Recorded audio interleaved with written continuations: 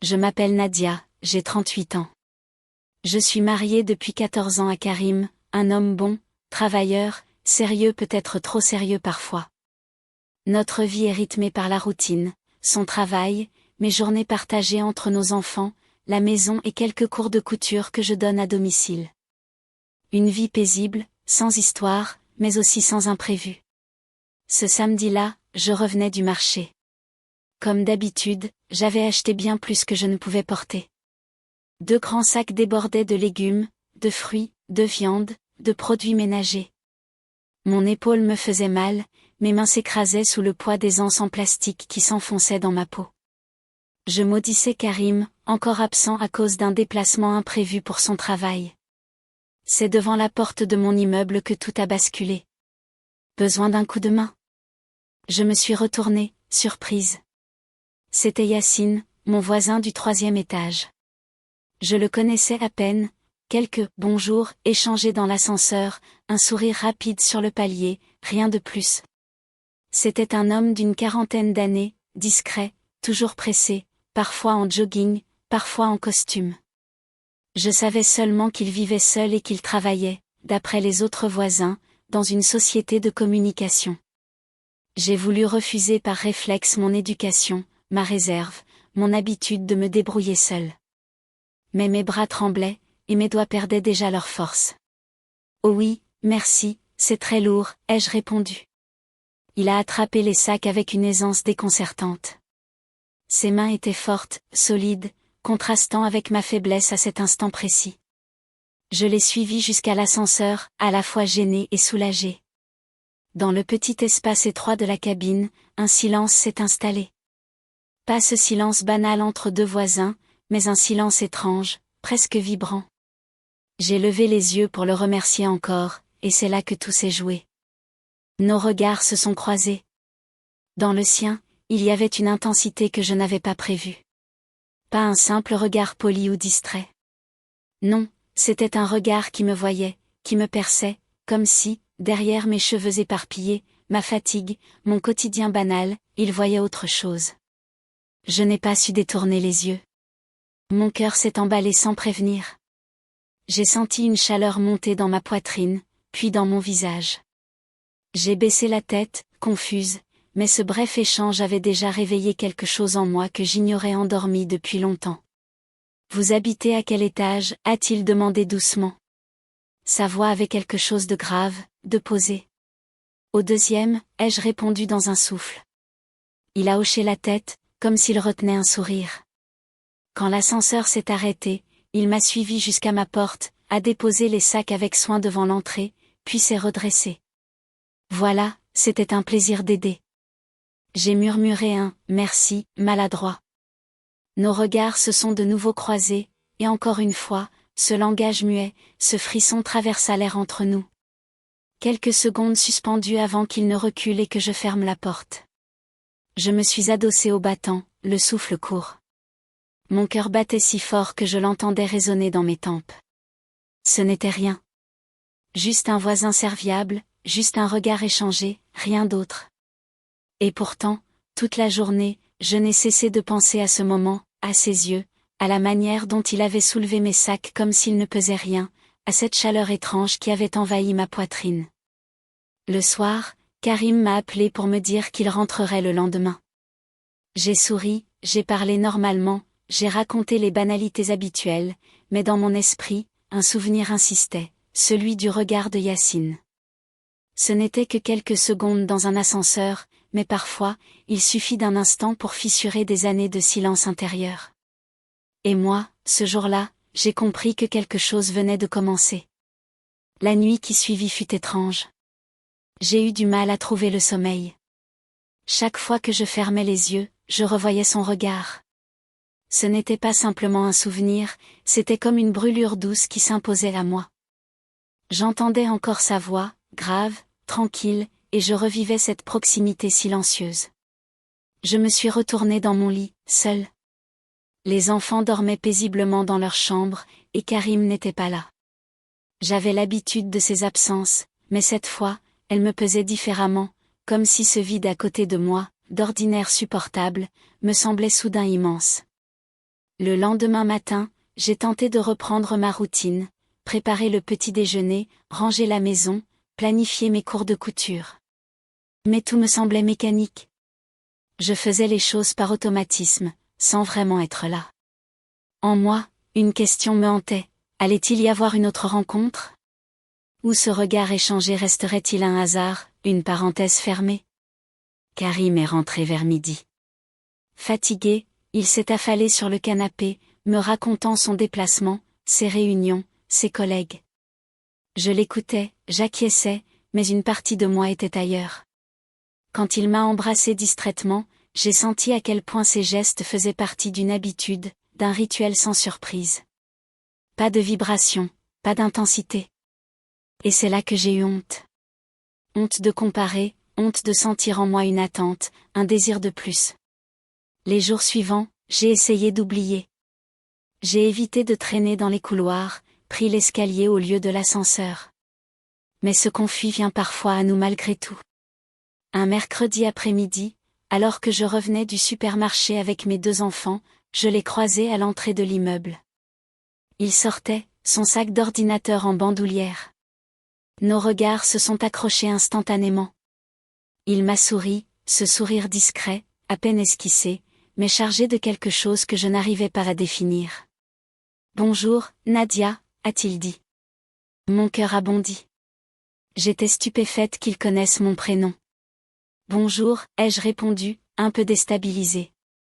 Les enfants se sont précipités devant moi, courant dans le hall, et je me suis retrouvée seule face à lui, une seconde suspendue. Ses yeux me regardaient comme si j'étais la seule personne dans cet espace bondé de silence. « Bonne journée », a-t-il ajouté avant de sortir, sa voix calme, presque chaleureuse, résonnant encore quand la porte vitrée s'est refermée derrière lui. Tout l'après-midi, je me suis demandé comment il avait appris mon prénom. Peut-être l'avait-il entendu dans l'immeuble ou lu sur ma boîte aux lettres. Mais ce détail, insignifiant en apparence, prenait pour moi une dimension étrange, comme s'il s'était déjà intéressé à moi. Les jours passèrent, et chaque fois que je sortais ou entrais dans l'immeuble, une partie de moi guettait. Sans l'admettre, j'attendais ce croisement, ce signe. Il était devenu une présence invisible, un fil tendu dans ma tête. Un soir, alors que je jetais les ordures, je l'ai encore croisé. Il rentrait du travail, veste sur l'épaule, chemise légèrement froissée. Il avait l'air fatigué, mais son regard s'est illuminé en me voyant point. « Bonsoir. »« Bonsoir », ai-je murmuré. Cette fois, il s'est arrêté. Nous étions seuls dans le hall, la lumière blanche des néons au-dessus de nous. « Vous allez bien ?» a-t-il demandé. Je ne sais pas pourquoi, mais cette simple question m'a touché plus que 1000 discours. Karim me demandait souvent la même chose, mais avec Yacine, c'était différent, comme si ces mots venaient d'un intérêt sincère. « Oui, ça va. »« Un peu fatigué, mais ça va », ai-je répondu. Un silence. Nos regards, encore. Je sentais cette intensité revenir, cette impression que le temps s'arrêtait. Mon cœur battait fort, et pourtant, rien d'extraordinaire ne se passait. Juste 2 voisins qui parlaient dans un hall d'immeuble. Mais ce qui se jouait dans l'invisible, dans ce langage muet, c'était autre chose.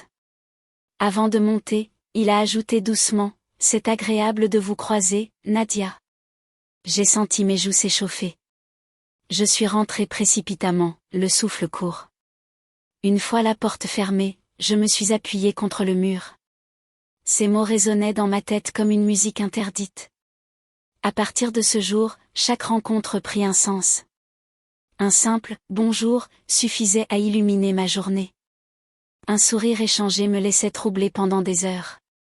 Je me surprenais à soigner mon apparence quand je sortais, à ajuster mon voile, à mettre un peu de parfum. Non pas pour Karim, mais pour ce voisin dont je ne savais presque rien, sinon qu'il me faisait me sentir vivante. Et pourtant, une lutte intérieure commençait. J'étais mariée. J'aimais mon mari, d'une certaine façon, mais ce que je ressentais pour Yacine était neuf, déroutant, incontrôlable. Une simple amitié? Non, ce n'était pas cela. C'était une tension, une énergie silencieuse, quelque chose de dangereux et d'irrésistible à la fois. Un soir, seule dans la cuisine, je me suis surprise à sourire en repensant à lui. Je me suis arrêtée net. La culpabilité m'a envahie. J'ai prié plus longtemps que d'habitude, demandant à Dieu d'effacer ces pensées. Mais une partie de moi ne voulait pas les effacer. Elle voulait les garder, les nourrir comme un secret précieux. J'ai compris alors que ma vie venait de changer, qu'un simple regard avait suffi à semer une graine dans mon cœur. Une graine qui, malgré mes efforts pour l'étouffer, commençait à pousser. Les jours s'écoulaient avec la lenteur habituelle, rythmés par la routine de la maison, des enfants, des repas à préparer et des absences répétées de Karim. Pourtant, au fond de moi, quelque chose s'était déplacé, comme si un souffle nouveau animait mes journées. Chaque matin, j'espérais croiser Yacine.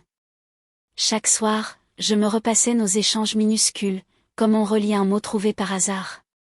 Un jeudi matin, alors que je revenais de la boulangerie avec du pain frais, je l'ai aperçu devant l'immeuble. Il était assis sur les marches, son téléphone à la main, l'air préoccupé. Je ne m'attendais pas à le voir là.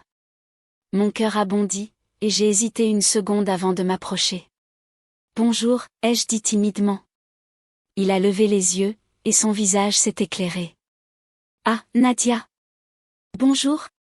Il a rangé son téléphone dans sa poche et s'est redressé. Son sourire n'était pas large, mais il avait cette sincérité qui désarmait tout en moi. « Vous allez bien ?» a-t-il demandé. « Oui, merci. »« Et vous ?» Il a hésité, comme s'il allait dire quelque chose, puis s'est ravisé. « Un peu de stress, le travail, vous savez. » Je hochai la tête. Je voulais répondre quelque chose de banal, mais une phrase m'a échappé. « Ça vous ferait du bien de parler, peut-être. » Il m'a regardé longuement.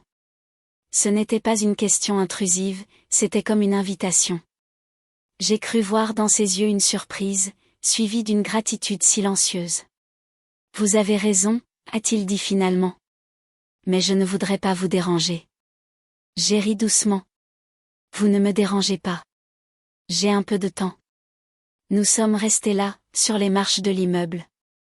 Le pain, encore chaud dans mon sac, diffusait une odeur rassurante, et autour de nous, la rue s'animait avec les bruits familiers du matin. Il a commencé à parler, pas de lui directement, mais de son travail, les projets interminables, la pression, les réunions vides de sens. Puis, peu à peu, sa voix s'est faite plus intime. Il a parlé de la solitude des soirs en rentrant, du silence qui emplissait son appartement, de cette impression de vivre dans une cage de verre, visible mais inaccessible aux autres. Je l'écoutais, fasciné, non pas par ses mots en eux-mêmes, mais par la vulnérabilité qu'il révélait. Je découvrais un homme différent de l'image distante que je m'étais faite. Derrière la façade du voisin discret se cachait quelqu'un de sensible, fatigué de porter seul des fardeaux invisibles. Parfois, a-t-il dit en baissant les yeux, je me demande si quelqu'un verrait la différence si je disparaissais demain.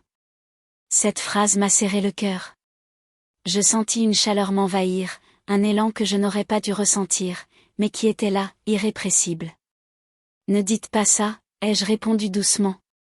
Vous avez sûrement plus d'importance que vous ne l'imaginez. Il a relevé la tête, ses yeux plongèrent dans les miens, et ce regard. Ce regard m'a fait oublier un instant qui j'étais, où j'étais. Un silence lourd, presque étourdissant, s'est installé entre nous.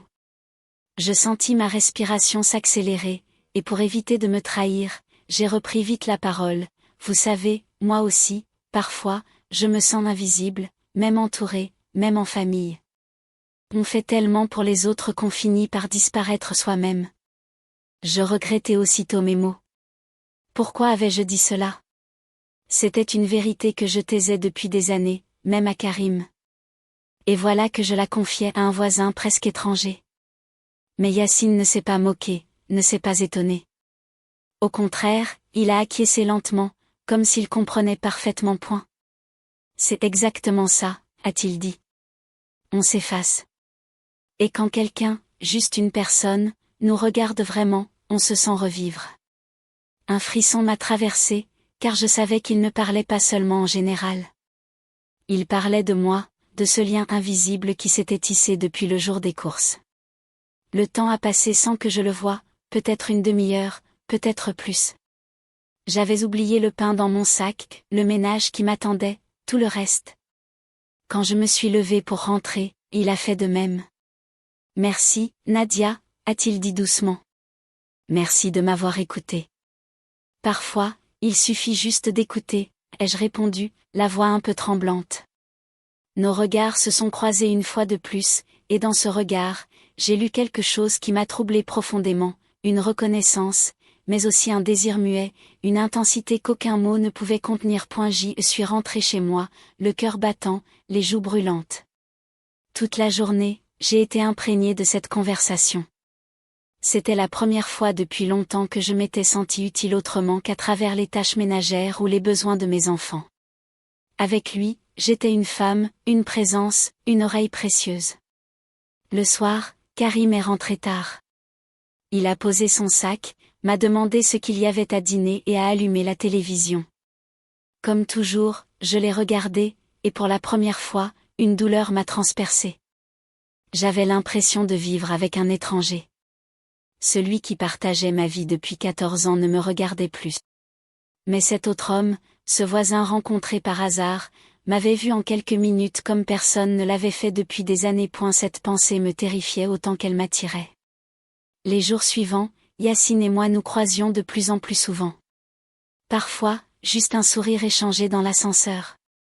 Parfois, quelques phrases banales qui prenaient un sens caché. Chaque rencontre était une étincelle, chaque mot, une braise sur le point d'allumer un feu que je savais dangereux. Et moi, malgré ma raison, malgré ma peur, je ne pouvais plus faire semblant. Ce feu, je le voulais. Ce jour-là, un samedi, Karim était parti tôt pour accompagner son frère à un rendez-vous important dans une autre ville. Les enfants avaient été invités chez une cousine pour passer l'après-midi. Je me retrouvais seule à la maison, une solitude rare, presque inconfortable. J'avais prévu de ranger un peu, puis de me reposer, mais rien n'y faisait. Mon esprit vagabondait. Chaque pensée semblait revenir vers le même point, comme une aiguille aimantée, Yacine. Vers 15 heures, en descendant pour jeter un sac de recyclage, je l'ai aperçu devant son appartement. Il portait un t-shirt sombre et un pantalon de sport, les cheveux légèrement en désordre. Il tenait une clé dans une main, une bouteille d'eau dans l'autre. Quand il m'a vu, il s'est arrêté. « Bonjour, Nadia », a-t-il dit, avec ce sourire discret qui me désarmait toujours. « Bonjour, Yacine. » Je déposai mon sac dans le local et revins sur mes pas. Mais au lieu de rentrer aussitôt, mes pieds ralentirent. Je ne sais pas pourquoi, comme si quelque chose en moi voulait rester là encore un peu. « Vous êtes seul aujourd'hui ?» a-t-il demandé, sa voix basse résonnant dans le couloir. Je m'arrêtai, surprise par la question. Oui, les enfants sont sortis, et Karim n'est pas là. Un silence flotta, lourd de non-dit. Son regard s'attarda sur moi, et j'eus la sensation que mes joues s'enflammaient. « Vous voulez prendre un café ?» a-t-il dit soudain. J'en ai fait un peu trop. Mon cœur bondit. Une voix intérieure me criait que ce n'était pas une bonne idée, que c'était imprudent. Mais une autre voix, plus douce, plus insistante, murmurait que je pouvais accepter, juste cette fois, juste pour parler encore un peu. Pourquoi pas, ai-je répondu dans un souffle. Il a ouvert la porte de son appartement et m'a laissé entrer. C'était la première fois que je pénétrais chez lui. L'intérieur était simple, mais chaleureux, un canapé gris, une bibliothèque remplie, quelques cadres au mur. Rien de luxueux, mais une atmosphère paisible, presque intime. Je me suis assise sur le canapé pendant qu'il servait le café. Mes mains tremblaient légèrement, et je tentais de calmer le battement précipité de mon cœur. Il est revenu avec 2 tasses fumantes et s'est assis près de moi, pas trop proche, mais pas loin non plus. Voilà, a-t-il dit en me tendant la tasse. Nos doigts se sont frôlés. Une décharge a parcouru mon bras jusqu'à ma poitrine. J'ai avalé ma salive et pris une gorgée brûlante, juste pour masquer mon trouble. Pendant un moment, nous avons parlé de choses banales, le quartier, le bruit des travaux dans la rue voisine, le prix des fruits qui ne cessait d'augmenter. Mais derrière ces mots légers, je sentais la tension croître, comme si aucun de nous ne voulait vraiment parler de ce qui importait. Puis, sans prévenir, il a posé sa tasse et m'a regardé fixement. Nadia, je ne sais pas si je devrais vous dire ça. Mon souffle s'est suspendu. Quoi donc? Il a hésité, ses yeux cherchant les miens. Et dans son regard, j'ai lu une lutte. Depuis ce jour, avec vos courses, je n'arrête pas de penser à vous. Ces mots sont tombés comme une pierre dans l'eau. J'ai eu l'impression que la pièce se rétrécissait autour de nous. Mon cœur battait si fort que j'étais sûre qu'il pouvait l'entendre. Je n'ai trouvé rien à répondre. Mon silence devait en dire plus que mes mots. Il a continué, la voix plus basse, « Je sais que vous êtes mariés. Je sais que ce n'est pas bien, mais je ne peux pas faire semblant. Quand je vous croise, c'est comme si le reste du monde disparaissait. » Je posai ma tasse, mes mains tremblantes. Tout en moi criait que je devais partir, mettre fin à cette conversation dangereuse. Mais mes lèvres prononcèrent une phrase que je n'avais pas prévue, « Moi aussi, Yacine. » Il ferma les yeux un instant, comme pour retenir une émotion trop forte. Puis, lentement, il tendit la main vers la mienne. Son geste était hésitant, presque timide. Nos doigts se touchèrent, puis s'entrelacèrent. Un frisson me traversa de la tête aux pieds. Cela faisait des années que je n'avais pas ressenti une telle intensité dans un geste aussi simple. Je ne sais combien de temps nous sommes restés ainsi, nos mains liées, nos regards accrochés. Le silence n'était plus lourd, mais vibrant, plein d'une énergie nouvelle. « On ne devrait pas, murmurai-je. »« Je sais, répondit-il. Mais parfois, ce qu'on ne devrait pas est ce qui nous fait sentir vivants. » Ces mots résonnèrent en moi comme une vérité interdite. Je baissai les yeux, incapable de soutenir plus longtemps cette intensité. Pourtant, je ne retirai pas ma main. Nous restâmes là encore un moment, à parler à demi-mot, à laisser nos silences dire ce que nos voix n'osaient pas. Puis, consciente que je ne devais pas aller plus loin, je me levai. Je devrais rentrer, dis-je, la gorge serrée. Il se leva aussi, me raccompagna jusqu'à la porte. Avant que je sorte, il me dit doucement, « Merci d'avoir partagé ce café, et de ne pas avoir fui. » Je hochai la tête, incapable de répondre. En rentrant chez moi, je m'adossai à la porte, le souffle court. Je sentais encore la chaleur de sa main dans la mienne, comme une brûlure douce, impossible à effacer. Je savais que je venais de franchir une frontière invisible. Rien ne s'était passé, pas vraiment. Et pourtant, tout avait changé. Je n'étais plus seulement la voisine. J'étais devenue la femme qui avait accepté un café, la femme qui avait serré une main interdite. Et au fond de moi, je le savais, ce n'était que le début. Les jours qui suivirent ce café furent marqués par une tension silencieuse. Yacine et moi nous croisions encore, parfois dans le hall, parfois dans l'ascenseur. Chaque rencontre rallumait cette flamme que nous tentions maladroitement de contenir. Nous nous parlions avec prudence, mais nos yeux disaient tout. Et ce « tous » devenait de plus en plus lourd à porter. Un soir, alors que je préparais le dîner pour ma famille, j'ai observé Karim. Il mangeait en silence, les yeux rivés sur son téléphone. Je l'ai regardé longuement, et j'ai compris une vérité brutale, ce n'était pas Yacine qui était le véritable problème, mais le vide qui s'était installé depuis longtemps dans mon mariage. Yacine n'avait été qu'un révélateur, une étincelle qui avait éclairé la part de moi que j'avais oubliée. Je ne suis jamais allé plus loin avec lui. Nous avons compris, d'un commun accord, qu'il fallait poser une limite avant que tout ne bascule. La tentation était forte, mais le prix à payer aurait été trop lourd, ma famille, mes enfants, ma dignité. Alors, nous avons choisi le silence, un silence respectueux, douloureux parfois, mais nécessaire. Avec le temps, j'ai décidé de parler à Karim. Pas de Yacine, ce secret resterait enfermé dans mon cœur, mais de nous, de notre couple, de cette distance qui nous dévorait. Ce ne fut pas facile, mais c'était indispensable. Lentement, maladroitement, nous avons essayé de nous retrouver. Aujourd'hui, quand je croise Yacine, il me sourit toujours, mais nos regards n'ont plus la même brûlure. Il porte désormais le souvenir d'un « ce qui aurait pu être », qui ne verra jamais le jour. Un secret partagé en silence entre deux voisins.